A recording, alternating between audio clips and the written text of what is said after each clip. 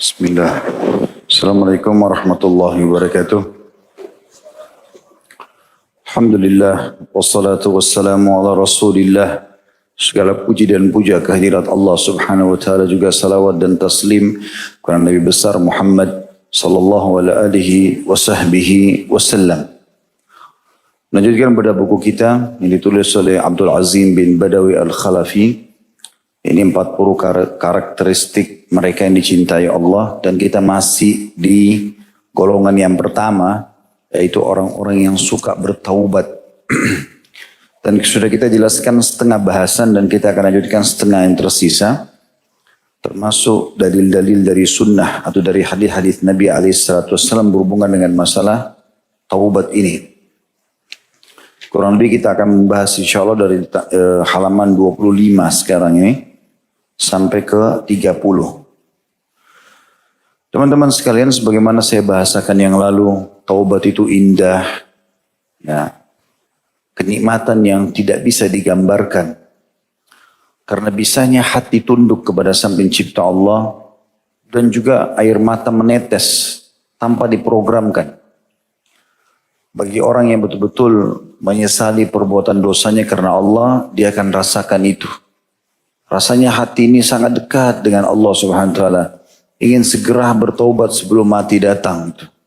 Saya berulang kali menemukan sebagian ikhwah antara azan dan iqamah. Berapa hari lalu saya ketemu sama seorang bapak. Mungkin umurnya di atas 50-an. Nangis. Terisak-isak antara azan dan iqamah pada saat subuh gitu. Saya pas sholat di sebelahnya, Masya Allah, dia di saf pertama. Di dekat rumah kami. Kemudian selesai dia berdoa, dia sampai di istighfar. Saya dengar, walaupun dia mungkin berusaha untuk dia saja yang dengar. Tapi kan ada saya di sebelahnya, saya dengar gitu. Setelah salam, saya salam dari sholat sunnah. Dan dia lihat saya, dia salam. Assalamualaikum Ustaz. Waalaikumsalam. Terus dia bilang, Ustaz doain ya, saya lagi ada masalah besar nih. Terus saya bilang, insya Allah baiklah. Tapi dia sambil terisak-isak kayak orang yang bebannya luar biasa gitu. Dia nangis terus. Habis salam, saya penasaran ingin tahu masalahnya apa ini. Mungkin orang ini ada terlilit utang, mungkin ada sesuatu. Dan saya ingin sekali coba, siapa tahu saya bisa mendapatkan keutamaan hadis. Allahu fi auni abdi maka abdu fi auni akhi. Allah selalu dalam pertolongan seorang hamba selama dia dalam pertolongan saudaranya. Saya pegang pahanya, saya bilang, Pak, insya Allah sebentar habis habis ini, begitu salam saya bilang, sekarang ini saya tunggu di depan masjid ya. Ya baik Ustaz, saya zikirnya pun kita tunda sebelum jemaah masjid bubar, karena rata-rata kami saling kenal di situ. Habis keluar, terus saya bilang, ada apa Pak? Bisa saya bantu? Ada yang saya bisa bantu? Dia nangis terisak-isak, nggak bisa ngomong gitu. Boleh jemaah masjid bubar. Saya kebetulan naik motor, terus saya bilang sama dia, udah Bapak naik motor saya aja. Sambil jalan kita ngobrol. Jalan, tidak bisa ngobrol. Nangis terus. Ya, saya mampir di sebuah tempat. Alhamdulillah karena masih subuh gelap. Jadi orang tidak banyak. Terus akhirnya dia berhenti. Saya berhenti di satu tempat yang aman. Di pinggir jalan kami. Terus saya tanya, ada apa-apa? Coba tenangin diri dulu, cerita. Saya pikir betul-betul ini masalahnya bagi saya ini terlilit utang, anaknya sakit. Kata dia bilang sama saya, Ustaz, saya ceritakan ini bukan membuka aib ya. Tapi ini sebuah ibrah, pelajaran yang besar bagi orang yang taubat itu punya kenikmatan tersendiri. Terus dia bilang sama saya, Ustaz, saya ini lama kerja di salon bertahun-tahun. Dan saya dari dulu ini seringkali juga menangani akhwat-akhwat. Udah berapa banyak akhwat dulu yang saya potong rambutnya, yang akhirnya terbuka di depan umum. Dosa banyak sekali. Masalah apa? Ya ini anak merasa menyesal. Jadi bukan masalah karena terlilit utang atau apa. Merasa menyesal karena dulu dosanya banyak. Terisak-isak nangis. Terus saya bilang, sudah berapa lama antum tinggalkan salon itu? Anak tinggalkan sudah setahun Ustaz. Alhamdulillah antum sudah tinggalkan, bagus.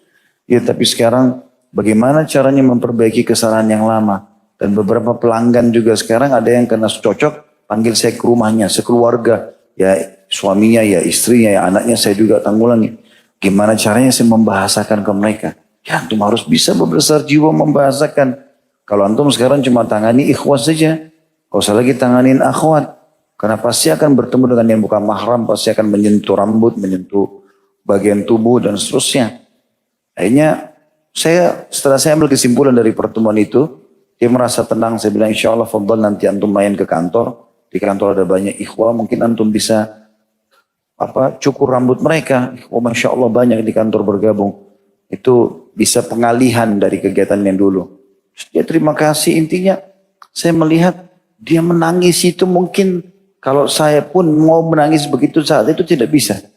Ada kenikmatan tersendiri, air matanya netesin air mata. Terus lidahnya itu bisa mengucapkan astagfirullah dengan merenunginya. Hatinya tunduk sama Allah. Indah sekali. Taubat itu indah sekali. Ibnu Qayyim rahimahullah menyusun buku khusus. Judulnya Bahrud Dumu'. Lautan air mata. Semua kisahnya orang-orang soleh yang bertaubat. Gitu kan. Bagaimana mereka tadinya buruk, mereka bertobat, dan bagaimana mereka setelah tobat itu mereka istiqomah dalam kebaikan-kebaikan itu. Dan sampai meninggal akhirnya dikenang kebaikan-kebaikan mereka. Dikenang bagaimana mereka istiqomah dalam kebaikan-kebaikan tersebut. Jadi tugas kita teman-teman, kalau salah bertobat kepada Allah. Dan setelah tobat istiqomah. Jangan lagi terpengaruh kembali ke masa-masa lalu. Karena taubat artinya meninggalkan masa lalu. Kurang lebih maknanya, salah satunya maknanya itu. Gitu kan? Tidak lagi kembali kepada masa lalu. Imam Nawawi mengambil dari makna ini, kalau taubat memiliki 3 syarat, meninggalkan dosa itu seketika, lagi zina, lagi riba, lagi mencuri, lagi apa saja, berhenti. Yang kedua, sesali. Yang ketiga, janji sama Allah tidak akan mengulanginya. Ada sebagian ulama menambahkan yang keempat adalah menyibukkan diri dengan amal soleh. Karena terjerumusnya orang pada dosa lagi kembali, karena dia tidak menyibukkan diri dengan amal soleh. Misal jam 9 sampai jam 10 malam, dulunya antum biasa ke karaoke, ke diskotik mana. Ini jam ini harus diganti. Ganti dengan kegiatan misalnya pengajian, ganti. Karena waktu ini masih sangat berbekas dalam jiwa antum. Syaitan akan bisa memicu dari situ. Sebagian ulama mengatakan salah satu ciri taubat seorang hamba diterima, dia melupakan masa lalunya.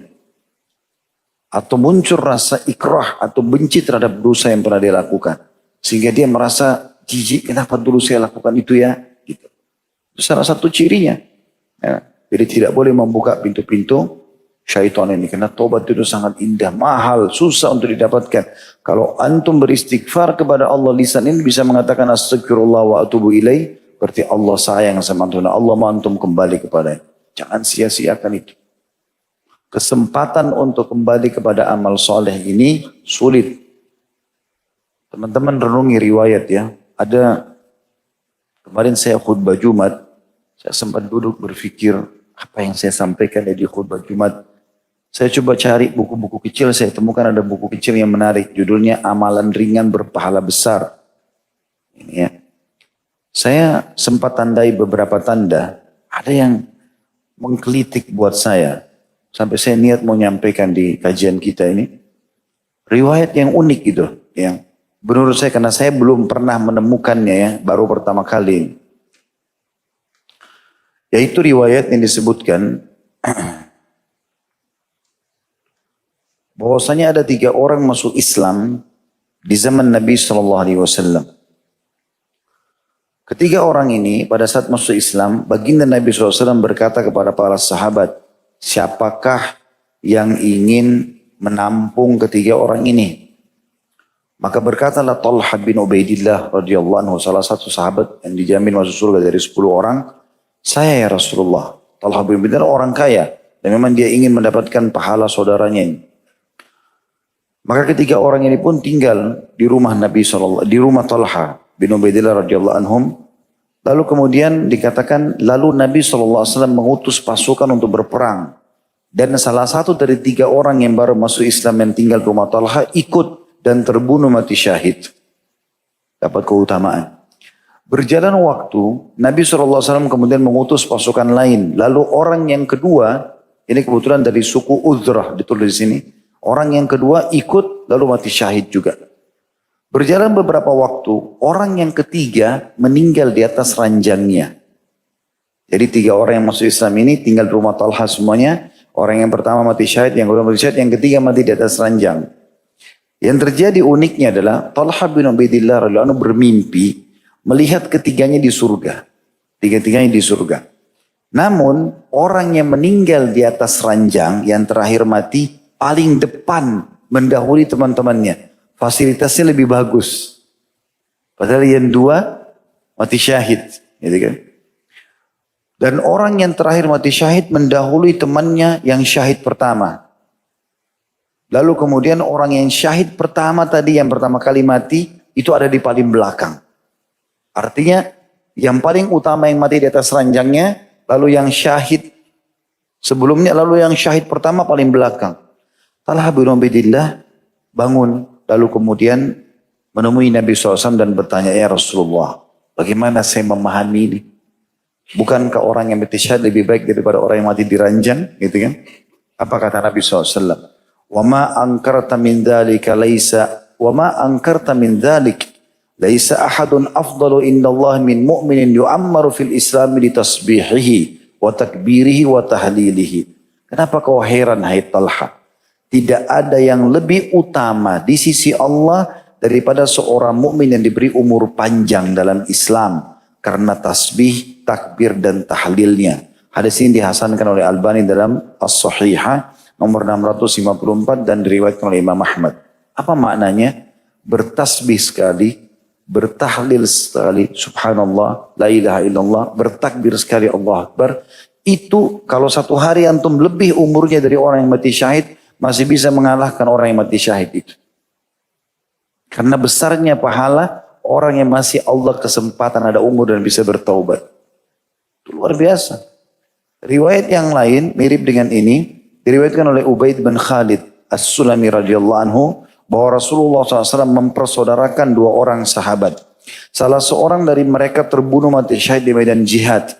Sedangkan yang seorang lagi meninggal seminggu setelahnya. Bedanya cuma 1 minggu 7 hari. Tapi mandi biasa. Mati biasa. Bukan mati syahid yang kedua. Para sahabat pun mensolatkan jenazah yang pertama dan jenazah yang kedua. Lalu Rasulullah SAW bertanya. Jenazah yang pertama mati syahid, nggak ada masalah. Jenazah yang kedua yang mati di atas ranjang seminggu kemudian ini disolati juga oleh para sahabat. Nabi tanya tentang jenazah yang kedua. Apa pendapat kalian tentang orang ini? Maka para sahabat yang solati menjawab, semoga Allah mengampuni dosanya. Kalau ada dosanya Allah maafkan. Semoga Allah merahmatinya. Dan semoga dia dapat menyusul saudaranya yang terbunuh mati syahid di medan perang. Maksudnya semoga dengan persahabatannya ini nanti sama-sama di surga. Apa kata Nabi SAW kepada para sahabat?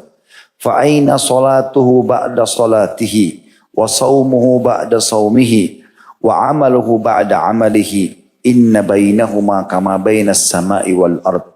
Bagaimana bisa kalian membandingkan antara yang mati syahid dengan yang hidup seminggu setelahnya?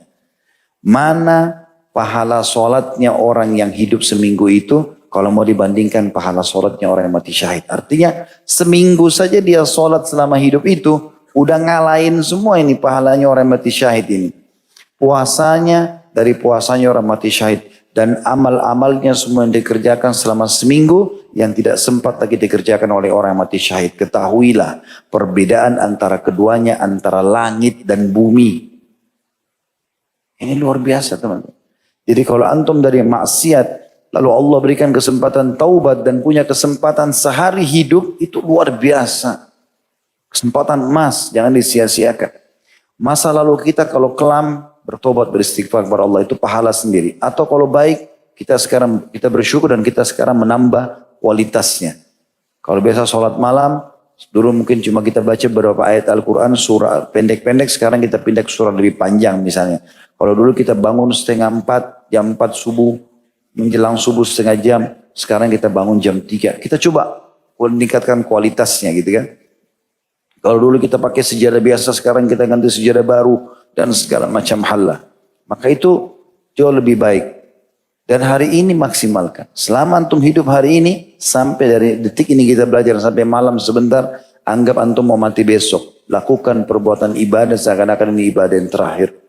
Baginda Nabi SAW berkata, setiap kali mau imami sholat, sallu sholatal muwadda'ah. Sholatlah seperti sholat perpisahan. anggap setelah ini kita meninggal dunia. Ini amal terakhir. Tidak ada yang orang yang bisa melindungi seseorang teman-teman kalau ajalnya datang. Allah mengatakan dalam Al-Quran, A'udzubillahi minasyaitonir rajim, fa idza ja'a ajaluhum la yastakhiruna sa'atan wa la yastaqdimun. Kalau ajal mereka sudah datang, tidak ada yang bisa menerlambatkan sesaat ataupun menguranginya sesaat. Dalam ayat lain Allah mengatakan, ya aina ma takunu yudrikkumul maut walau kuntum fi burujin musyayyadah.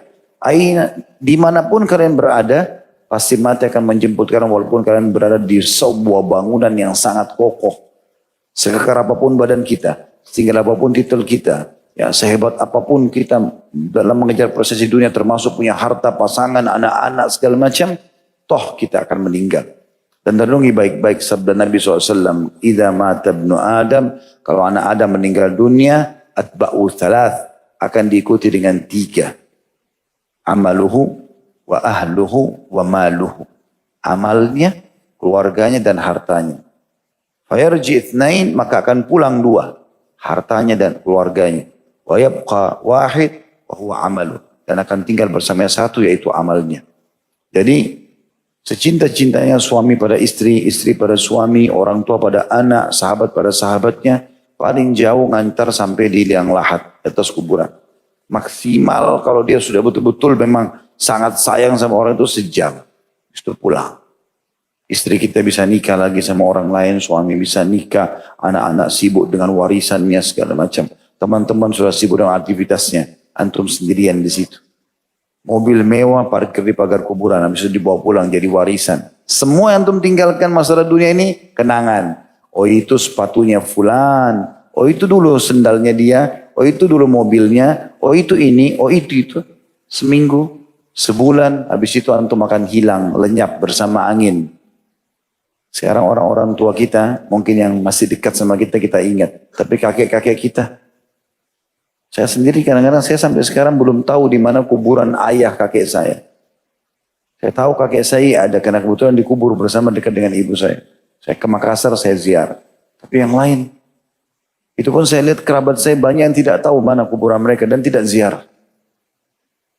Kita akan hilang dengan sejarah dunia ini akan dikenal. Akan hilang. Raja-raja dulu banyak, nggak dikenal. Kecuali mereka yang punya sejarah yang baik atau sejarah yang sangat buruk sekali.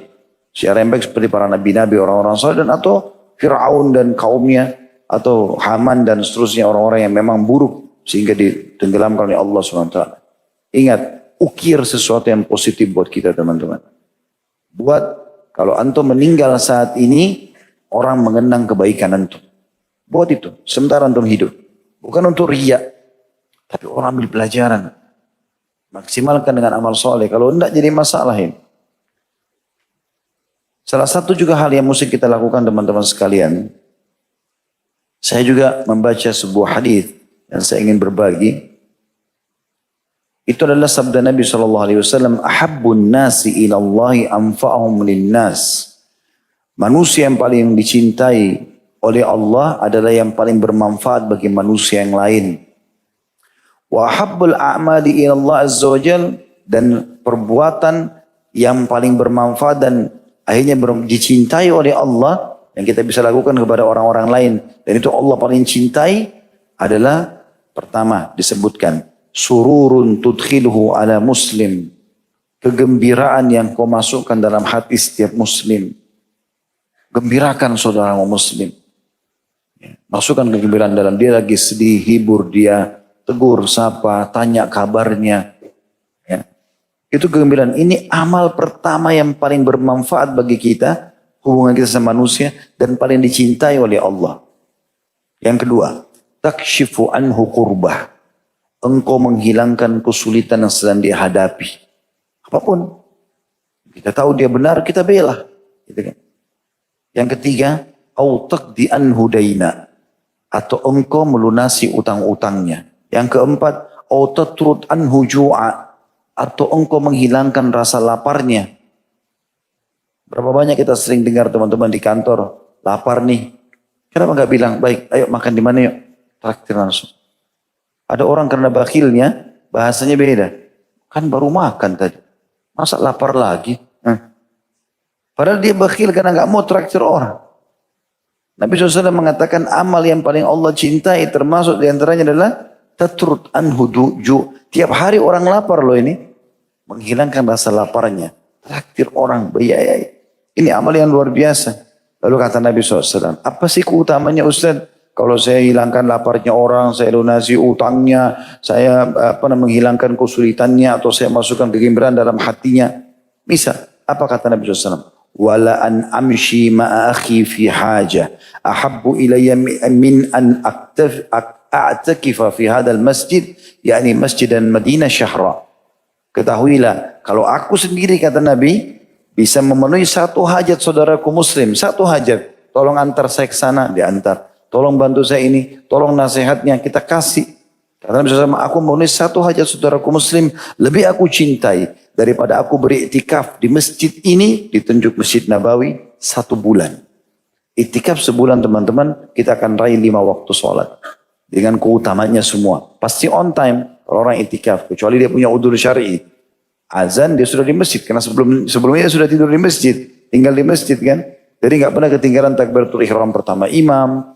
Dia akan dapat doa antara azan dan iqamah, dia dapat sholat qobliyah dan ba'diyah, sholatnya takbiratul sempurna. Jadi tidak masbuk kecuali punya udzur. Kita tidak bicara orang punya udzur. Dia akan bisa sholat duha, luasa sholat malam, luasa majelis ilmu dia hadiri, zikir pagi petang, baca Quran. Apa yang tertinggal?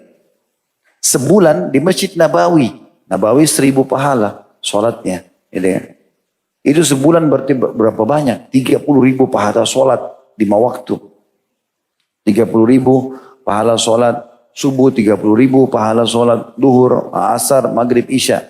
Kata Nabi SAW, aku memenuhi satu hajat saudaraku muslim. Di antaranya tadi itu, masukkan kegembiraan dalam hatinya, buat dia tersenyum, bercanda yang normal, yang halal. Kemudian hilangkan masalah dia, lunasi utangnya, kemudian hilangkan rasa laparnya. Itu Nabi mengatakan lebih baik, lebih aku cinta daripada 1 bulan iktikaf di sini. Dan kenapa Nabi bilang itu teman-teman? Kenapa masjidnya beliau? Supaya orang memahami besarnya bobot pahala membantu seorang muslim. Lalu kata Nabi SAW yang kelima, waman kadzama ghaidhan. Tadi kan yang keempat, menghilangkan rasa laparnya. Dan siapa yang meredam emosinya. Ghaidh ini, kata ulama, adalah emosi yang bisa dilampiaskan. Kita punya kemampuan untuk melampiaskannya. Tapi, kata Nabi SAW, walau sya'a ayyumdihu amdah. Kalau dia mau balaskan, dia mampu. Karena dia punya power, dia benar. Tapi justru dia kontrol emosinya. Apa kata Nabi SAW? Keutamaan yang kelima dari berbuat bermanfaat ini. Mala Allahu qalbahu yawmal qiyamati ridha. Allah akan penuhi hatinya hari kiamat dengan keridhaan. Maknanya, sebagian maknanya kata ulama hadits adalah Allah akan terima semua amalnya. Allah akan maafkan kesalahannya. Sampai dia ridho masuk surga. Hanya dengan emosi sama teman atau sama muslim, nggak usah deh, saya nggak usah lampiaskan. Dia gibah saya, nggak usah, biarnya dia gibah, dia dapat dosa, kita nggak usah ikut-ikutan. Kita mampu balas, kita bisa datang, mungkin kita lebih berotot, kita bisa tonjok dia segala macam bisa, tapi enggak, kita nggak balas. Itu keutamanya luar biasa. Justru di situ dikontrol keimanan seseorang. Lalu kata Nabi SAW menyimpulkan semuanya, waman masya ma'akhihi fi hajatin hatta yaqdiyaha lah thabbatallahu qadamaihi yawma tazurul aqdam. Dan siapa yang keluar sengaja dari rumahnya menemani satu hajat saudaranya muslim sampai selesai, minta ditemani sampai selesai, walaupun cuma temani ke pasar apa, temani saja sampai selesai, Allah akan kokohkan kakinya pada hari kiamat di mana semua kaki-kaki tergoncang. Maknanya Allah akan selamatkan pada hari kiamat. Keutamaan yang luar biasa. Saya bacakan di sini kata penulis. Sebagian orang merasa sempit dan terganggu ketika kedatangan orang-orang kecil, terutama para duafa. Padahal saat kita membantu saudara kita yang membutuhkan, para fakir miskin dan kaum duafa, pada hakikatnya kita sedang membantu diri kita sendiri. Ingatlah, barang siapa menunaikan hajat saudaranya, maka Allah yang Maha Suci dan Maha Pemurah akan tunaikan hajatnya. Dan bahwasanya Allah Maha Suci selalu menolong hambanya selama dia selalu menolong saudaranya. Hadis riwayat Muslim. Di antara hadis yang mulia adalah sabda Nabi SAW dari Abu Hurairah radhiyallahu anhu, dan hadis ini riwayat Bukhari Muslim. Nabi SAW bersabda, "As-sa'i 'alal armala wal miskin kal mujahid fi sabilillah." Wa ahsabuhu qala wa kal qa'imi la yaftur wa kas sa'imi la yuftir. Orang yang berusaha membantu janda-janda susah dan orang-orang miskin adalah seperti mujahid di jalan Allah, seperti orang pergi jihad. Sepertinya, kata Abu Hurairah, beliau juga bersabda, seperti orang yang sholat malam terus menerus dan seperti orang yang berpuasa setiap hari. Kata beliau, jihad di jalan Allah, sholat malam tiada henti, puasa tidak berbuka, semuanya berpahala besar, dan itu bisa diraih dengan membantu janda-janda susah, orang-orang miskin dan para duafa lainnya. Teman-teman, saya harap sedikit serius dalam masalah seperti ini ya. Jadi kadang-kadang saya pernah begitu sampaikan masalah ini, ada ikhwah yang jadikan bahan bercanda. Jadi, ya sudah, kalau gitu Ustadz kan bilang tadi bantu janda, cari janda-janda cantik yang masih muda, ya sengaja jadi target untuk dibantu, akhirnya berduaan, akhirnya terjadi zina. Ini haram ya akhi. Bukan begitu yang dimaksud. Saya temui berapa kali, coba antum, subhanallah kita di Indonesia ini nggak pernah kekurangan untuk cari sumber pahala ya. Masya Allah, luar biasa. Di masjid ada kotak amal, di taklim ada kotak amal, di pinggir-pinggir jalan banyak orang miskin.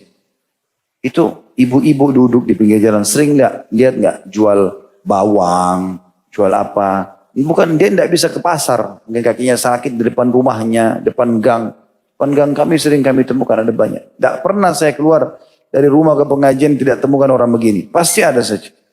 Kalau kita tanya, Bu ini harganya berapa? Satu bungkus bawang atau bungkus kentang. Artinya tidak seberapa. Mungkin semuanya 150.000, 200.000 gitu.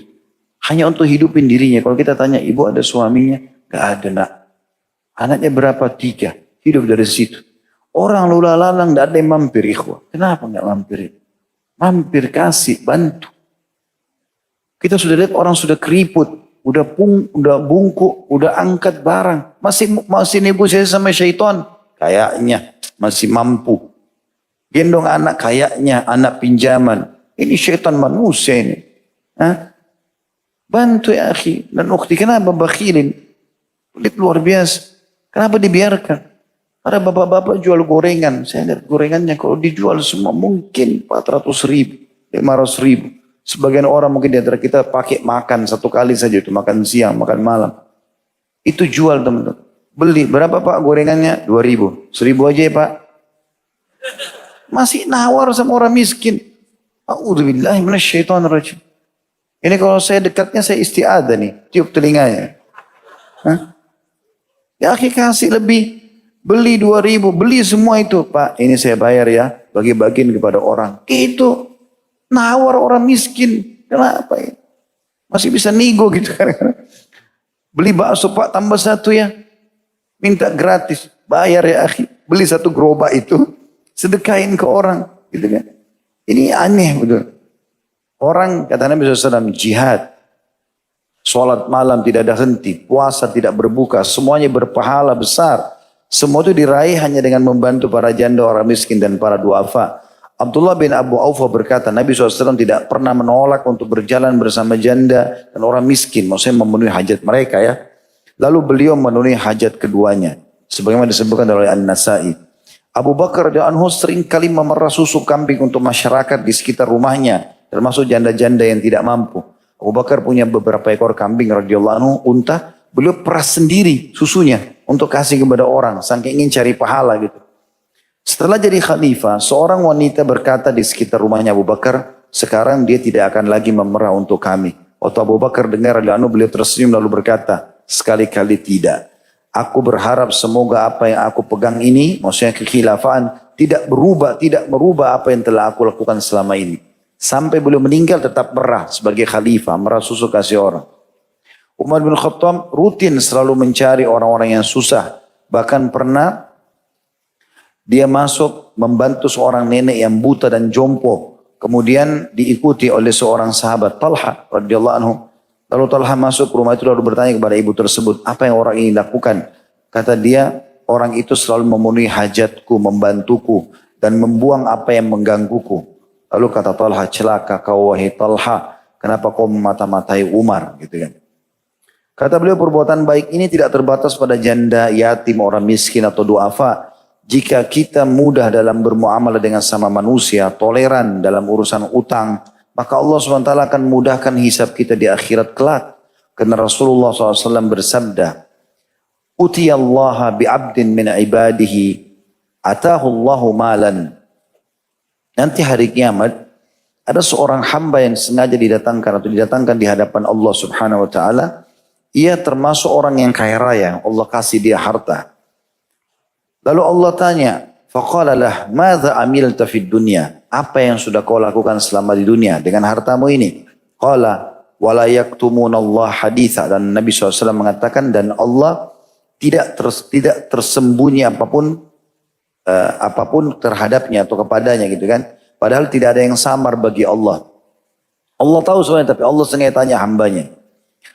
Qala, maka hamba itu berkata, ya Rabbi, ataitani malaka. Engkau telah memberikan aku harta dari sisimu. Fakuntu ubayyi'un nas, dan aku gunakan untuk berbisnis. Wa kana min khuluqil jawaz. Dan salah satu yang aku terapkan dalam hartaku ini adalah kebiasaanku memudahkan urusan orang-orang. Ada orang minta bantuan, bantu segala macam, mudahkan. Tidak punya uang, dikasih barangnya. Fakuntu atayassaru alal musir. Dan aku juga melunasi orang-orang yang terlilit utang. Wa undirul mu'sir. Dan aku memaafkan atau memberikan tenggang waktu bagi orang yang minta waktu, tenggang waktu. Faqala Allah, maka Allah berfirman kepadanya, Ana ahaqqu bidza minka tajawazu an abdi. Kata Allah SWT, aku lebih berhak memudahkan urusanmu daripada kau memudahkan urusan orang-orang itu. Lalu Allah berfirman kepada para malaikatnya, maafkan semua kesalahan hambaku ini. Jadi berbuat baik dengan orang. Isi teman-teman waktu setelah taubat itu dengan amal-amal soleh, dengan kebaikan. Bukan cuma buat kita, tapi berbaur dengan orang. Jangan malah eksklusif, setelah taubat malah sendirian. Gitu kan. Kata Nabi SAW, orang mukmin yang berbaur dengan manusia, dengan suka dukanya, jauh lebih afdal daripada orang mukmin yang sendirian. Pergi ke gua, ke gunung, karena takut maksiat, dia beribadah. Jadi berbaur sama orang. Kesalahan orang pun bisa menjadi ajang pahala buat kita. Makanya termasuk teman-teman harus diperhatikan. Juga maksimalkan pada saat antum sudah tobat dengan amal-amal saleh. Ya. Apalah antum bisa tinggalkan buat amal jariah buat antum. Perhatikan hadis ini. Kata penulis ini, sedekah jariah adalah sedekah yang manfaat mengalir terus menerus. Seperti tanah yang diwakafkan dan disiapkan untuk bangun masjid, sekolah, panti asuhan, lahan-lahan kebaikan lainnya. Sedekah yang kita berikan semasa hidup kita, pahalanya akan terus berlanjut hingga setelah kita mati. Selama masih berguna dan dimanfaatkan oleh orang banyak. Di antara bentuknya adalah menggali sumur, mewakafkan sawah untuk fakir miskin, membangun masjid, membangun sekolah atau pesantren, membangun panti asuhan anak-anak yatim, mencetak mushaf, dan buku-buku Islam, menyediakan minum di tempat-tempat umum dan semisalnya.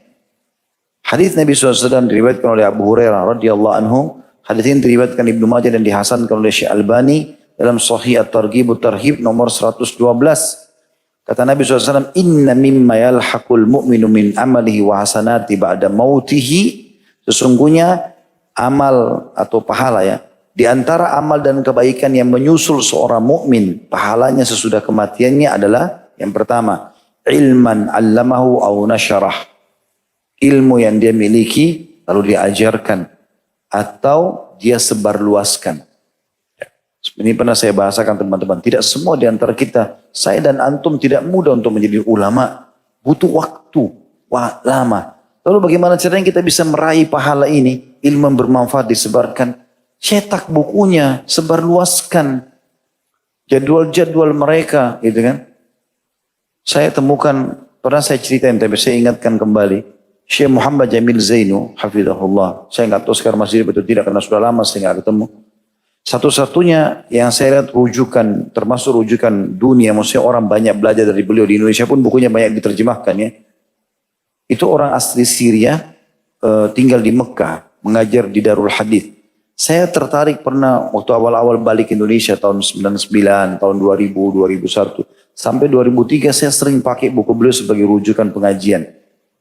Sampai saya baca di bagian depannya, ditulis itu setiap muslim punya hak mencetak buku ini. Kalau kita kan biasa, ini hak, ya, ini bagi siapa yang mencetaknya dihukumlah apalah segala macam. Setiap muslim punya hak mencetak dan berbanyak buku ini. Dan kalau ada yang ingin bantuan, silakan hubungi penulis, dikasih nomor teleponnya. Saya telepon tuh. Itu masih belum ada handphone waktu itu masih awal-awal handphone keluar tahun 99, tahun 2000. Saya telepon, Assalamualaikum Syekh, gini, saya Khalid Basar apa di Indonesia, pengen ketemu ada waktu. Oh silakan, ahlan wa sahlan. Ini alamat saya. Kebetulan ada saya kenal satu orang Mekah, teman. Dia punya mobil, diantar saya ke sana. Keliling-keliling cari sampai dapat. Itu ketemu, orang sudah tua, jenggotnya putih semua gitu. Ya. Anta Khalid, ya Syekh, saya Khalid. Pelukanlah, salaman sama dia. Terus dia pegang jenggot saya, dia bilang, jenggotmu pendek sekali. Ya.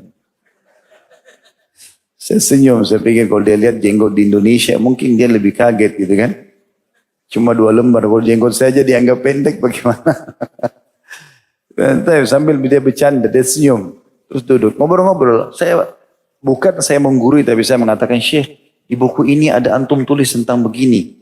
Tapi saya baca di buku lain ada begini. Kita diskusi dan Syekhnya menerima, Masya Allah. Kalau ada kita kasih masukan atau apa. Syekh, apa maksudnya buku ini? Diterangin sama dia. Rupanya waktu itu ya, tahun 2000-an itu sekitar 37 atau 38 judul buku yang beliau tulis. Di sebelah rumahnya itu ada gudang besar, buku-buku banyak berdus-dus. Ringkas cerita saya bilang sama dia, Syekh, saya habis ini, saya mau pulang ke Indonesia, saya mau ambil buku-buku antum. Oh silakan, fadhal, silakan. Ambil saja, berapapun kau mau ambil di belakang gudang itu. Saya masuk ke gudangnya besar sekali, penuh buku-buku. Tidak bisa, timbangan pesawat saya waktu itu saya naik ekonomi cuma 20 kilo atau 30 kilo. Saya ambil aja deh, siap judul 10-10 buku. 20-20 buku kalau nggak salah saya ambil. Oke silakan ambillah. Kalau di mobil teman ini, saya ke Jeddah. Waktu itu saya tinggal di rumah sepupu kebetulan di Jeddah. Terus saya sholat di masjid. Sebelum saya berangkat ke Indonesia, ada masjid dekat situ. Sholat, ada anak muda, saya sudah kenal mereka. Karena saya waktu itu tinggal sebulan di Saudi. Sudah kenalan sama mereka, ngobrol-ngobrol. Kadang-kadang habis sholat kita diskusi-diskusi gitu. Terus saya bilang, ikhwani, ini ada, ikhwan ini jamak daripada, biasa kita juga bilang ikhwah ya. Akhi, ikhwan, ya, ikhwah. Saya bilang, ikhwani, ini ada buku-buku saya bawa dari Syekh Muhammad Jamil Zainuni dari Mekah. Kemarin saya di sana. Saya mau wakafin taruh masjid sini ya. Saya bawa 10 buah di setiap judul 10-nya saya taruh di sini. Oh bagus sekali, taruh aja, taruhlah. Terus saya bilang sama mereka, kenapa antum tidak pergi ke Mekah ambil buku ini? Ini Mekah cuma dari Jeddah 1 jam. Buku Syekhnya bagi cuma-cuma. Iya ya, kenapa kita tidak terfikir ya? Gitu. Nah akhirnya mereka, Allah alam setelah itu jalan atau tidak, tapi insya Allah menurut saya lihat dari semangat mereka mau ketemu sama Syekh, mau ambil, mau sebarluasin. Saya bilang bagaimana hari Jumat antum bagi kepada jemaah, pinggir jalan bagikan, lagi mampir restoran bagikan, kan bagus. Maksudnya teman-teman, kita kalau nggak bisa nulis buku, sebarin buku yang ada. Ini buku ini yang saya bacain antum ini, mungkin di bawah 10.000 rupiah ini. Harga gorengan antum ini. Hah? Tapi manfaatnya luar biasa. Beli sebarin akhi. Kasih. Mampir di musola taruh, di silaturahim keluarga taruh. Lagi naik bus, kasih orang di sebelah. Kenalan mungkin muslim, kasih. Kan gitu. Jadi yang pertama yang bisa menjadi terus mengalir bagi seseorang setelah meninggal, ilmu yang diajarkan. Ya kalau kita punya ilmu sedikit kita ajarkan. Kalau kita mau lebih luas ya sebarluasin bukunya. Karena di sini dikatakan au nasyarah atau dia sebarluaskan. Yang kedua yang bisa menyusul pada saat kita meninggal dari amal-amal soleh. Wawala dan solehin tarakah atau anak soleh yang ditinggalkan yang bisa beribadah untuk membantu dia memperbanyak amal. Ini anak soleh sudah masyhur. Yang ketiga, mushafan warrathah atau mushaf yang dia wariskan. Jadi misalnya antum jadwalin, walaupun antum cuma mampu beli 1 mushaf satu bulan, yang penting ada 1 tahun 1 mushaf deh misalnya. Mushafnya harga 50.000, 100.000, beli 1.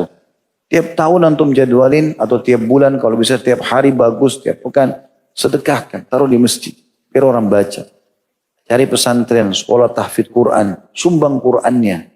Itu amal jariah luar biasa karena satu kali mereka hafal, maka itu akan terus melekat di kepalanya. Selama mereka pakai sholat, mereka ajarkan apalagi para hufad, para hafidz Quran. Cari sekolah-sekolah hafidz Quran, jadikan target utama antum itu. Ini bujang-bujang lebih penting cari itu daripada cari rumahnya calon mertua. Nah, itu dulu. Cari sekolah tahfidz, sumbang, walaupun satu Quran. Ini saya mau sumbang, mudah-mudahan bisa dipakai untuk orang hafal di sini. Kalau antum bagi-bagi Quran, saya pernah buat program itu. Pas ikhwah datang, ini Quran gratis pada datang. Setelah saya sudah punya Quran antum mau kasih orang lain. Quran ini antum pakai baca. Setuju nggak? Setuju, baik. Saya kasih Quran baru. Gitu kan? Jadi Qurannya juga dia wakafin kok, dia kasih juga ke orang lain. Jadi terus amal itu bisa berjalan.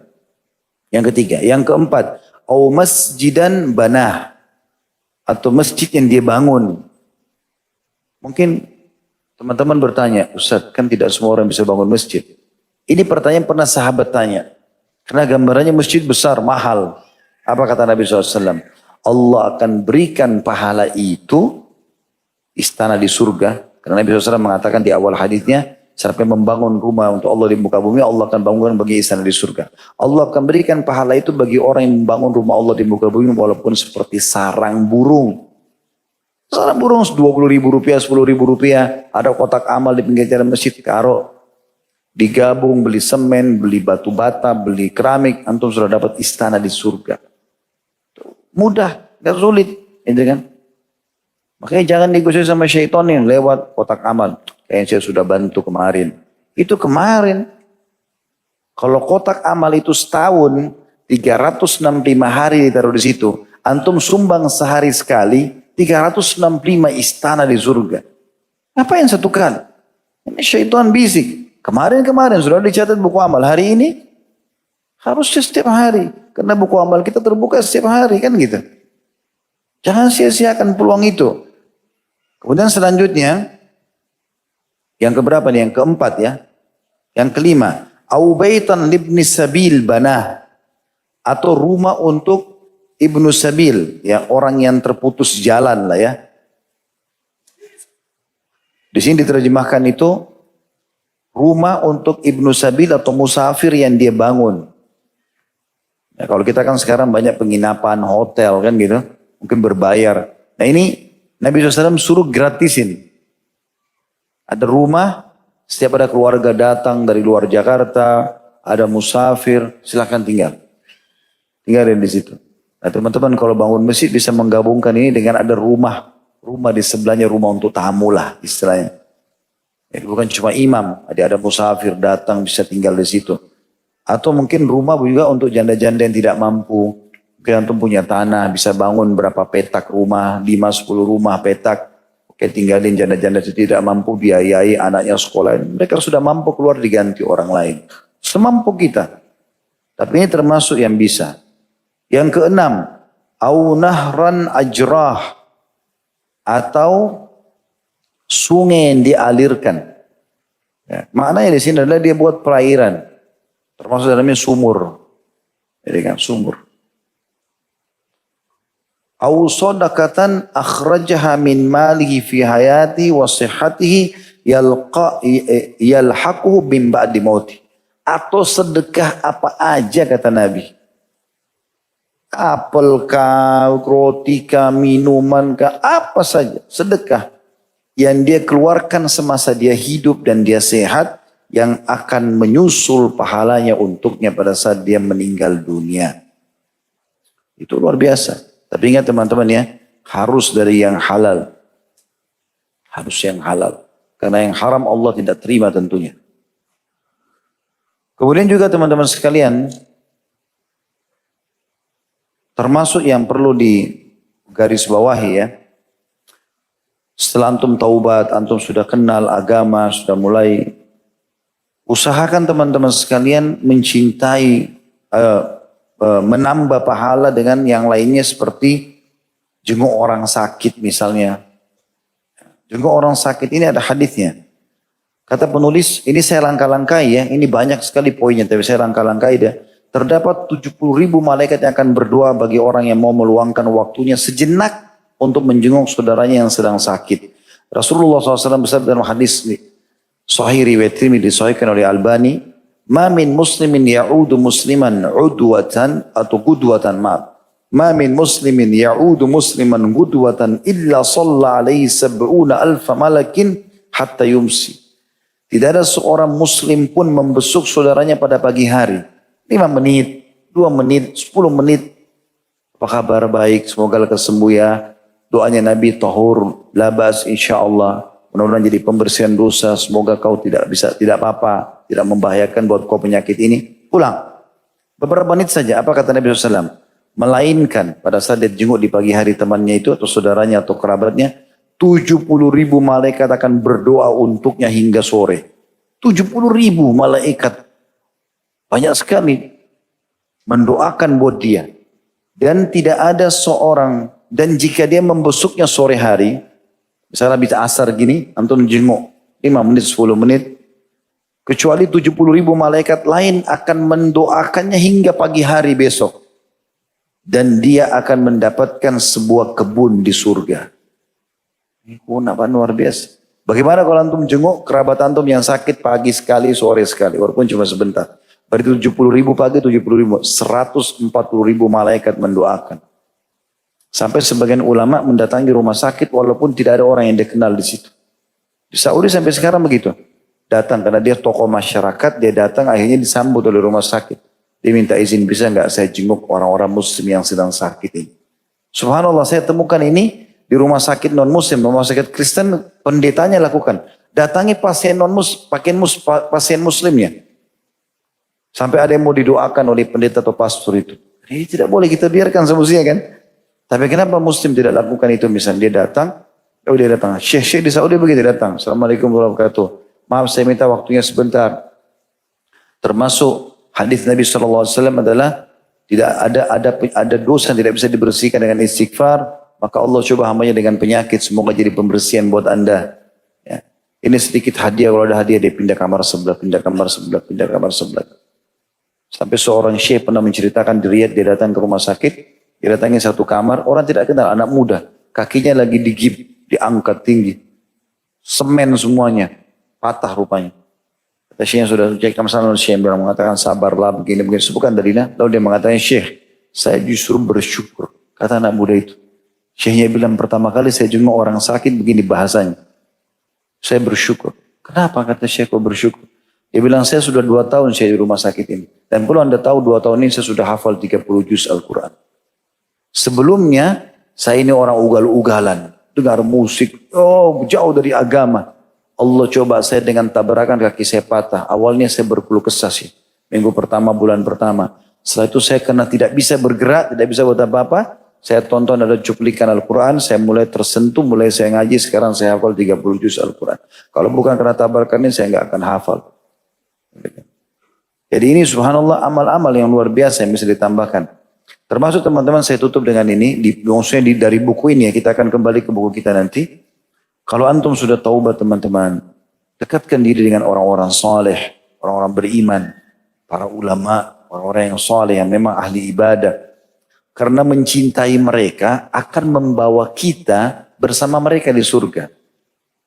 Dengarkan ini riwayatnya diangkat oleh beliau khusus judulnya bersama Abu Bakar sama Umar. Seorang sahabat datang mendatangi Rasulullah SAW dan bertanya pada beliau, kapan hari kiamat? Maka Rasulullah SAW balik bertanya, wa madza a'dadta laha? Apa yang sudah kau persiapkan untuk kiamat itu? Qala la syai'. Kata orang itu masih sedikit sekali ya Rasulullah. Illa anni uhibbullaha wa rasulahu sallallahu alaihi wasallam. Tapi ada satu modal saya. Saya mencintai Allah dan Rasulnya. Maka Nabi SAW mengatakan, faqal anta ma'aman ahbabt. Kau akan bersama dengan orang yang kau cintai. Artinya karena kau cintai Allah dan Rasulnya, sekarang kau cintai aku ini, seakan-akan Nabi bilang begitu, kau akan sama-sama aku di surga. Bersama Rasulullah SAW di surga. Istananya berdekatan dengan Nabi. Amalnya sedikit. Kenapa? Modalnya mencintai mereka. Mencintai Nabi. Qala Anas, maka sahabat Nabi yang mulia Anas berkata, "Fama farihna bi syai'in farihna atau farahna biqaulin Nabi SAW, anta ma'a man ahbabta. Kami tidak pernah segembira ya pada saat mendengar dan menerima hadis Nabi SAW, engkau bersama dengan orang-orang yang kau cintai. Qala Anas, maka Anas menanggapi itu mengatakan, fa ana uhibbun Nabiya sallallahu alaihi wasallam wa Abu Bakrin wa Umar. Maka aku mencintai Nabi SAW, aku mencintai Abu Bakar dan mencintai Umar. Wa arju an akuna ma'ahum bihubbi iyahum. Dan aku berharap aku bisa bersama mereka dengan cintaku kepada mereka. Wa illam a'mal bimithli amalihim. Walaupun aku belum bisa beramal seperti amalnya dia. Cintai Abu Bakar, cintai Umar, cintai Talha, Zubair, sahabat-sahabat Nabi. Cintai para salafus salih, tabi'in, orang-orang salih, orang-orang yang ahli ibadah. Cintai mereka karena amal kita belum tentu sama dengan mereka. Jadi jangan ikuti orang-orang Syiah lagi caci maki Abu Bakar, caci maki Umar. Apa kata Nabi SAW? Penulis angkat hadis yang mulia ini. Kalau tadi itu hadis Bukhari, tadi itu riwayat Anas ya. Hadis Bukhari nomor 3688. Lalu Nabi SAW mengatakan tentang Abu Bakar sama Umar, riwayat Tirmidzi dan disahihkan oleh Syekh Albani nomor 3666. Abu Bakar wa Umar sayyida kuhuli ahlil jannah minal awwalina wal akhirin ma khalan nabiyyina wal mursalin. Abu Bakar dan Umar adalah sayyid, penghulu, pemimpin orang-orang dewasa dari penghuni surga, dari umat-umat terdahulu dan kemudian. Sahabat-sahabatnya Nabi Musa, sahabat-sahabat Nabi Isa, Nabi Daud, Nabi Ibrahim, sahabat-sahabat mereka ada. Mulia-mulia orang beriman dan masuk surga bersama para nabi mereka. Gitu kan? Tapi Abu Bakar, Umar pemimpin mereka semuanya. Kecuali nabi-nabi dan utusan Allah, para rasul. Tentu Abu Bakar dan Umar di bawah para nabi dan rasul. Tapi berarti mencintai mereka luar biasa. Berarti cintai orang-orang soleh teman-teman sekalian. Terutama orang-orang salafus soleh yang luar biasa di mana mereka memang ahli ibadah. Itu beberapa hal yang saya berbagi, mudah-mudahan Allah jadikan saya pertama melaksanakan, bukan cuma mengucapkan. Lalu Allah mudahkan juga ikhwan dan akhwat sekalian mengamalkan masalah itu. Perbanyak kesibukan diri dengan amal soleh setelah taubat. Karena kalau kita lalai sedikit saja, maka akan datang pintu kemaksiatan. Tahu kapan antum buat maksiat? Lagi santai. Kita malam hari lagi santai, gak ada kegiatan, depan TV, pegang remote, udah nonton. Kapan orang pergi bioskop? Lagi santai. Orang ke diskotik, lagi lengah, santai. Coba kalau lagi sibuk, lagi sakit, lagi banyak pekerjaan numpuk, gak bakal. Syaitan cuma tunggang itu. Maka sibukkan diri dengan amal soleh atau makan jauh dari kemaksiat. Sebentar, ingat itu teman-teman, ajal akan datang. Kita masuk ke dalil. Halaman 25. Penulis berkata, diangkat dalil tentang masalah taubat juga dari Abu Hurairah radhiyallahu anhu, ia berkata Rasulullah SAW bersabda, man taba qabla an tatlu asy-syamsu min maghribiha taballahu alaih. Barang siapa yang bertobat sebelum terbitnya matahari dari arah barat, maka pasti Allah akan menerima taubatnya. Hadis riwayat Muslim jilid 4 halaman 2113 nomor 2759. Jadi maksudnya kesempatan masih ada, taubat masih terbuka pintunya.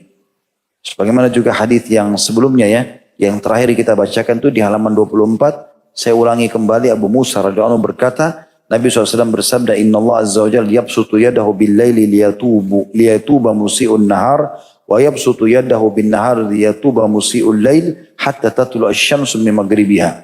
Sesungguhnya Allah Azza wa Jalla membentangkan tangannya di waktu malam, supaya orang yang berbuat keburukan di waktu siang bertaubat, dan dia membentangkan tangannya di waktu siang supaya orang yang berbuat keburukan di waktu malam bertaubat sampai matahari terbit dari arah barat. Bagi orang yang masih bermaksiat kepada Allah SWT, segera bertaubat. Dan kalau antum juga buat, tutupi antara antum sama Allah. Ya. Jangan biarkan terekspos. Namanya mujahir, nggak boleh. Tangan-terangan, sengaja ekspos, sengaja ciuman depan umum, sengaja undang segala macam buat maksiat, undang teman-temannya ke diskotik, ini nggak boleh, mujahir, ini bahaya. Adabnya Allah bisa datang seketika. Kalau orang-orang seperti ini. Kalau orang buat dosa antara dia sama Allah, kalau dia taubat itu Allah masih tutupi. Dalam sebuah hadis dikatakan, Allah SWT akan mendatangi, Allah akan berbicara dengan seorang hamba mukmin pada hari kiamat, lalu mengatakan, apakah kau ingat dosa ini, apakah kau ingat dosa itu, karena si mukmin ini tidak pernah ekspos dosanya antara dia sama Allah. Lalu dia mengakui semuanya sampai dia mengira dirinya akan binasa. Lalu Allah mengatakan, aku tutupi di dunia, kau tidak ekspos itu. Antara kau sama aku, maka aku juga maafkan kau sekarang di akhirat. Nah, jangan diekspos. Juga dikatakan dalam hadis yang lain, hadis riwayat Muslim, jilid 4 halaman 2076 nomor 2703 dari Ibnu Umar radhiyallahu anhu bahwasanya Nabi SAW bersabda, Inna Allah yakbalu taubatal abdi ma lam yughargir. Sesungguhnya Allah akan menerima taubat seorang hamba selama dia belum sekarat atau sakarat menghadapi mati. Kalau orang sudah dimulai dicabut ruhnya, dia sudah lihat malaikat baru mau taubat sudah nggak bisa. Seperti kasus Fir'aun. Pada saat sudah mau dicabut ruhnya baru dia bilang, In amantu billadzi amana bihi Banu Israel. Aku beriman kepada yang telah diimani Banu Israel. Kata ulama, saking kufurnya tidak punya beriman sama Allah sampai nggak bisa sebut nama Allah. Dia cuma mengatakan saya beriman kepada apa yang diimani oleh Bani Israel. Tapi sudah sementara dicabut proses pencabutan ruhnya.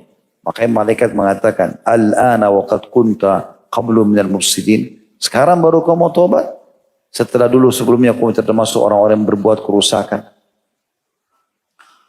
Dan kabar gembira kata penulis yang paling besar adalah sabda Rasulullah SAW, Lillahi asyaddu farham bitobati abdi hina yatubu ilaihi min ahadikum kana ala rahilatihi bi ardi falatin fanfalatat minhu wa alaiha ta'amuhu wa syarabuhu fa'aisa minha fa'ata syajaratan fattaja'a fi dhilliha qad aisa min rahilati fabaina huwa kadhalik idh huwa biha qa'imatan atau qa'imatan indahu fa akhadha bi khitamiha thumma qala min shiddatil farah Allahumma anta 'abdi wa ana rabbuk akhta min shiddatil farah.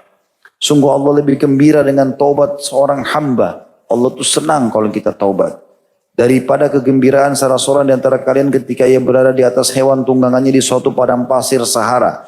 Lalu hewan tunggangannya itu kabur, sedang makanan dan minumannya berada di atasnya. Ia pun putus asa darinya. Kemudian ia mendatangi sebuah pohon lalu berbaring di naungannya dalam keadaan putus harapan dari kendaraannya yang hilang. Pada saat itulah tiba-tiba hewan tunggangannya telah berada di sisinya. Lalu ia pun mengambil tali kekangnya, kemudian berkata dengan sangat gembira, Ya Allah, engkau hambaku dan aku Rabbmu. Ia salah mengucapkan atau berucap karena sangat gembira. Hadis ini diriwayatkan Muslim, jilid 4, halaman 2104 dan juga nomor hadisnya di 2747. Kata beliau, maka wahai para pelaku dosa, segeralah untuk bertobat dan jadikanlah ia sebagai tobat yang sebenar-benarnya hanya karena Allah yang maha tinggi. Taubat tersebut tidaklah dianggap taubat yang benar sehingga terpenuhi syarat-syaratnya, yaitu pertama, menghentikan perbuatan dosa. Yang kedua, menyesal atas perbuatannya. Yang ketiga, berkeinginan kuat untuk tidak mengulangi lagi atau bertekad. Hal tersebut berlaku apabila perbuatan dosa itu dilakukan kepada Allah. Namun apabila perbuatan dosa tersebut dilakukan terhadap sesama manusia, maka ia harus mengembalikan kerugian terhadap orang yang telah dizaliminya ketika dia mampu dan meminta dimaafkan jika dirasakan aman dari fitnah.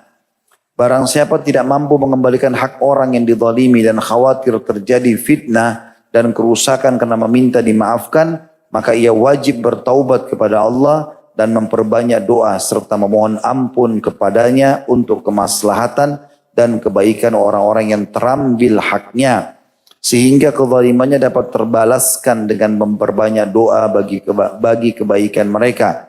Apabila syarat-syarat tobat itu sudah terpenuhi, maka tobatnya diterima insya Allah. Kalau tidak, maka orang-orang yang memohon diampuni dosanya kemudian mengulangi, maka orang yang memohon diampuni dosanya, kemudian mengulangi kembali perbuatannya adalah bagaikan orang yang mencemooh atau mencemooh ya, terhadap Rabbnya. Allah berfirman, Allah yastahzu bihim wa yamuddum fi tuganim ya'mahun.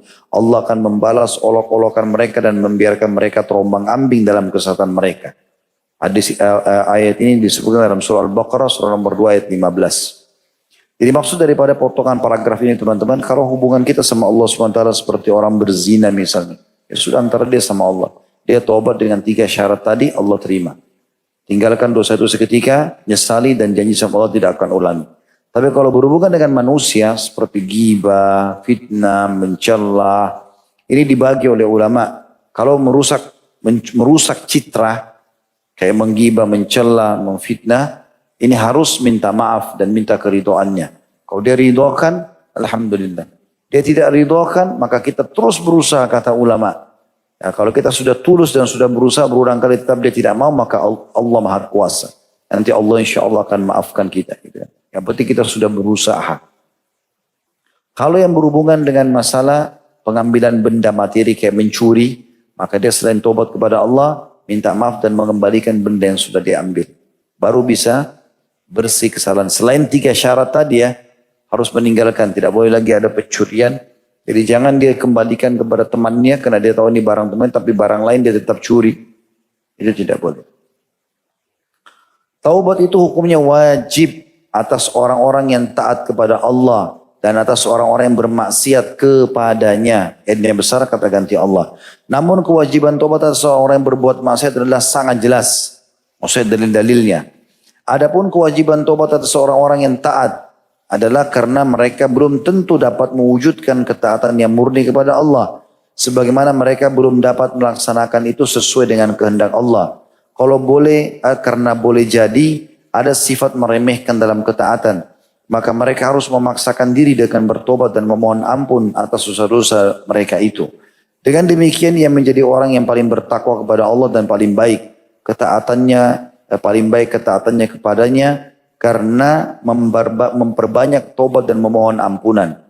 Dan di dalam majlis mereka mengulang-ulangi doa, Rabbi ghfirli wa tub alayya innaka antat tawwabur rahim mi'ata marrah. Ya Rabbku, ampunilah aku dan terimalah tobatku. Ya, bisa juga astagfirullah wa atubu ilaih. Sesungguhnya engkau maha penerima taubat, pemberi taubat, lagi maha penyayang sebanyak 100 kali.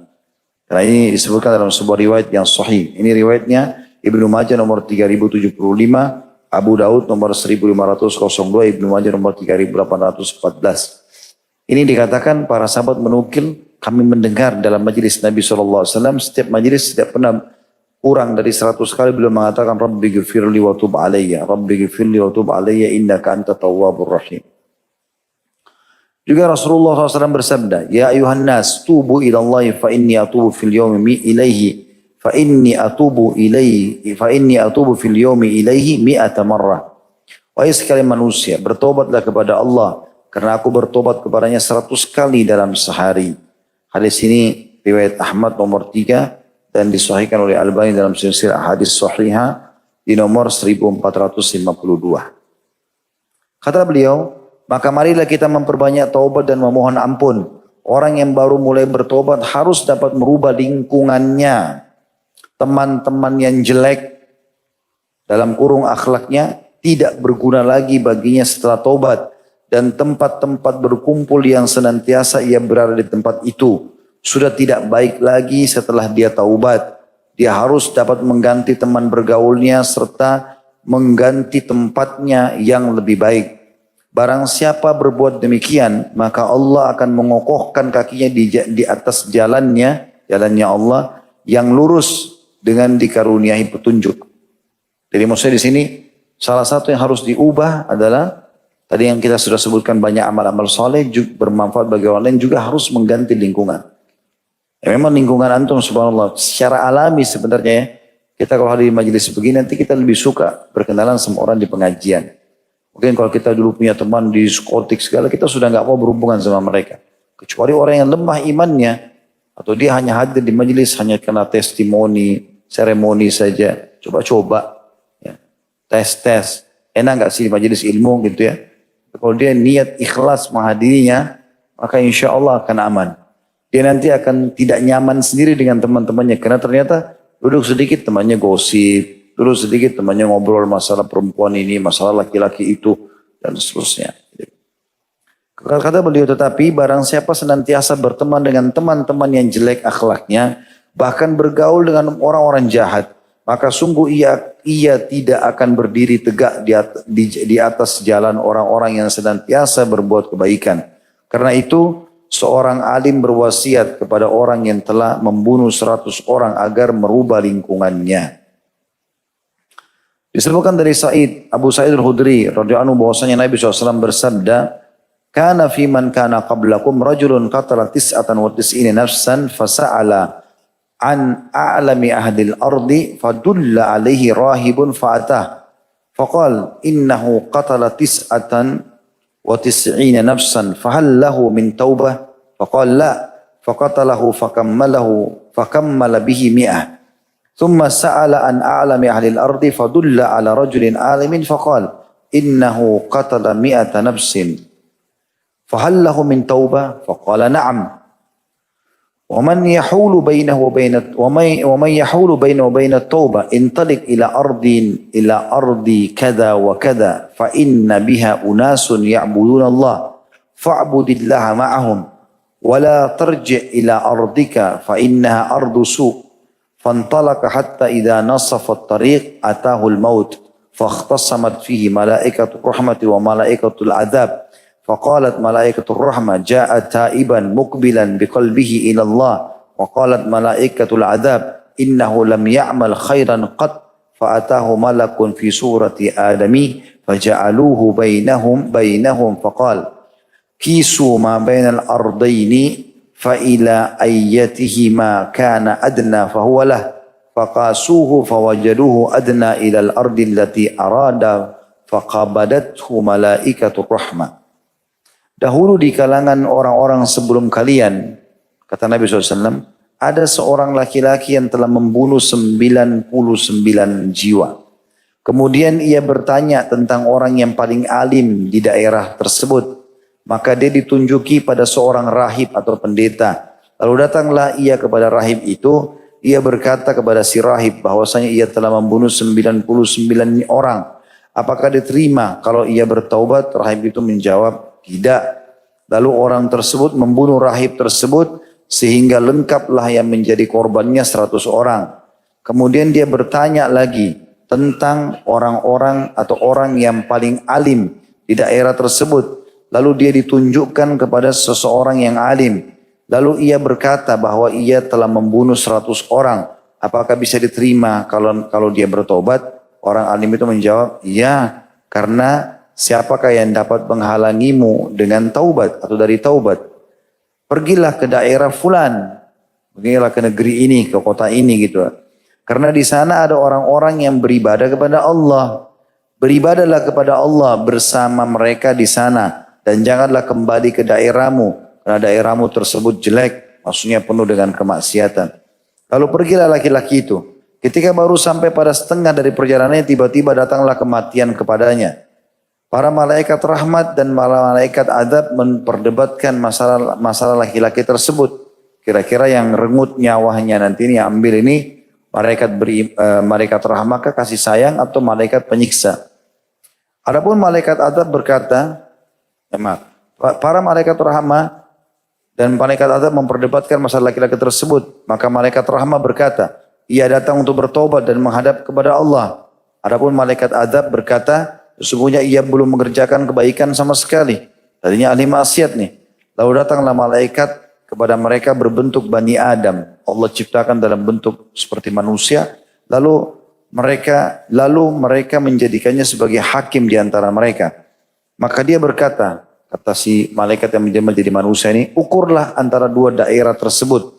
Tempat yang dia mau pergi memperbaiki keadaannya dengan tempat negerinya yang tadinya buruk. Para malaikat kemudian mengukur dua daerah tersebut dan mereka mendapatkan bahwa ternyata laki-laki itu lebih dekat ke daerah yang ia inginkan untuk bertaubat.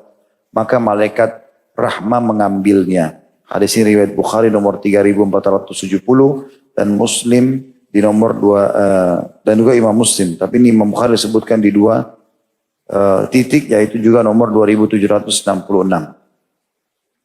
Hadis ini memberikan gambaran kepada kita teman-teman sekalian bagaimana ada riwayat lain yang menguatkan ini. Bunyinya tambahan riwayatnya dan Allah memperdekat jarak negeri yang dia mau bertobat, memperbaiki dan Allah menjauhkan negeri dia yang buruk.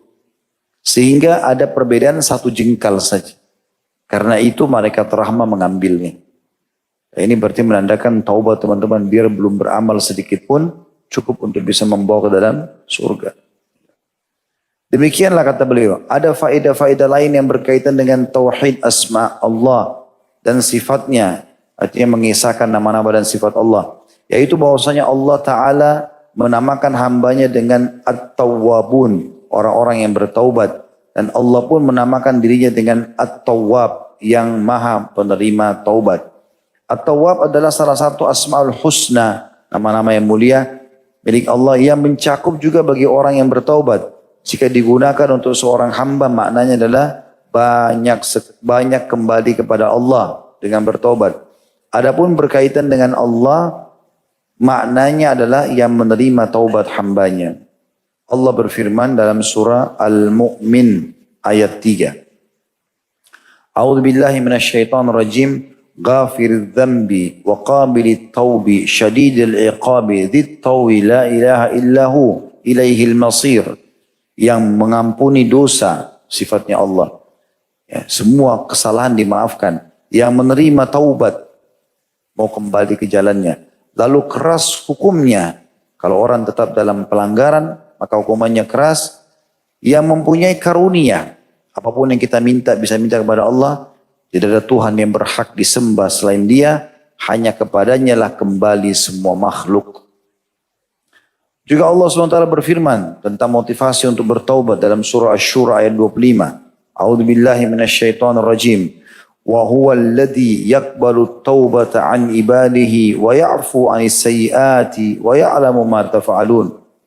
Dan Dialah yang menerima taubat dari hamba-hambanya dan memaafkan kesalahan-kesalahan dan mengetahui apa yang kamu kerjakan. Ini potongan ayat ini kalau kita bagi, ayat ini bisa kita bagi jadi 3 potongan ya. Dan Dialah yang menerima taubat hamba-hambanya. Artinya siapapun mau taubat Allah terima. Dan memaafkan kesalahan-kesalahan. Maknanya kata sebagian ulama tafsir, kalau orang buat salah, lalu dia taubat. Lalu dia buat salah lagi, lalu dia taubat. Allah memaafkan semua. Mau dia durhaka sama orang tuanya, mau dia makan riba, mau dia pernah membunuh. Pokoknya Allah mengatakan, wa ya'fu anis sayyiat. Akan dimaafkan semua atau memaafkan semua kesalahannya. Lalu Allah lebih tahu apa yang kita kerjakan. Allah lebih tahu niat kita. Makanya Allah tutup mengatakan, wa ya'lamu ma taf'alun. Dan Allah tahu apa yang kalian kerjakan. Juga Allah SWT memastikan kalau Allah benar dengan janji dan akan menerima taubat hamba-hambanya. Allah turunkan khusus surah At-Taubah. Surah nomor 9 tentang masalah taubat. Di ayat 104-nya Allah berfirman, A'udzu billahi minasyaitonir rajim. Alam ya'lamu annallahu wa yaqbalu taubata 'an ibadihi wa ya'khudhu as-shadaqati wa annallahu wat-tawwabur rahim. Tidakkah mereka mengetahui bahwasanya Allah menerima taubat dari hamba-hambanya dan menerima zakat, dan bahwasanya Allah Maha penerima taubat lagi Maha penyayang.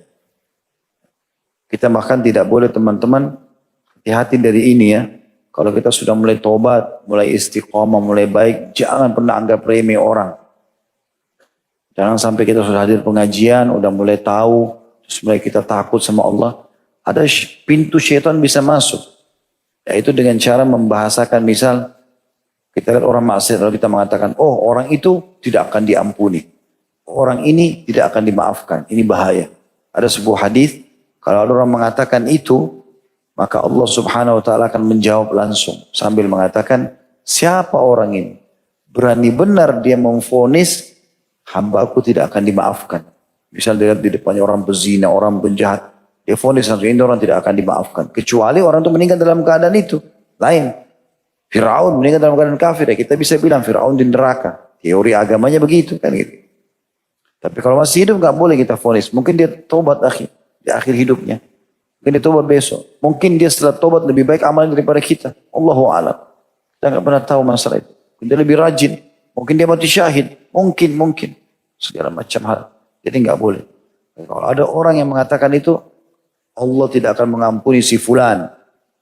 Dosamu terlalu banyak, kau tidak akan dimaafkan. Maka Allah mengatakan langsung, siapa orang ini berani-berani memvonis aku tidak akan memaafkan hambaku ini. Ketahuilah aku sudah maafkan dia dan aku sudah hancurkan amalmu. Amalnya orang ini yang tadi sudah tobat duluan malah dihancurkan oleh Allah SWT. Jangan pernah memvonis orang. Kalau sebelah kita di majelis begini ada orang dulu masa lalunya kelam kita tahu. Ya, dan kita duduk di sebelah kita jangan olok-olok. Ahli neraka sadar ya. Enggak boleh. Orang-orang enggak boleh. Masya Allah. Sudah ikut pengajian. Kita ada jadwal lagi di sini. Rangkul, sambut. Lupain masa lalu orang. Bukan tugas kita menilai masa lalu orang. Mungkin tobatnya dia mengalahkan tobat kita. Seperti wanita yang berzina di zaman Nabi SAW kan. Dirajam. Ini memang berat dosanya orang ini. Kenapa? Karena dia punya suami zina. Dan hamil dari selingkuhannya. Datang ke masjid, ya Rasulullah. Bersihkan saya. Nabi SAW masih kasih sayang sama dia. Nabi mengatakan, anak di rahimmu. Padahal anak haram ini. Punya hak. Lahirkan dulu. Habis melahirkan, datang lagi, ya Rasulullah. Bersihkan saya. Saya betul-betul buat dosa yang sangat besar. Tidak mau dihukum di akhirat. Nabi bilang, anak itu punya hak. Susui dulu. Disusui. Setelah 2 tahun disusui. Dia kembali lagi. Dia tetap mau dirajam. Nabi SAW suruh ikatkan kain bajunya. Supaya dia enggak jatuh. Didudukin lalu dilempar batu. Ada satu sahabat mengatakan, semoga Allah melaknatmu. Lempar batu. Kenapa? Sudah punya suami berzina gitu. Apa kata Nabi SAW? Jangan kau laknat. Karena perempuan ini sudah taubat. Kalau dibagi untuk 70 orang penghuni penduduk Madinah, cukup buat mereka. Di satu orang ini taubatnya, kalau 70 orang buat dosa seperti dia, maka satu taubat ini dibagi cukup untuk Allah terima semuanya. Karena tingginya kualitas taubat dia.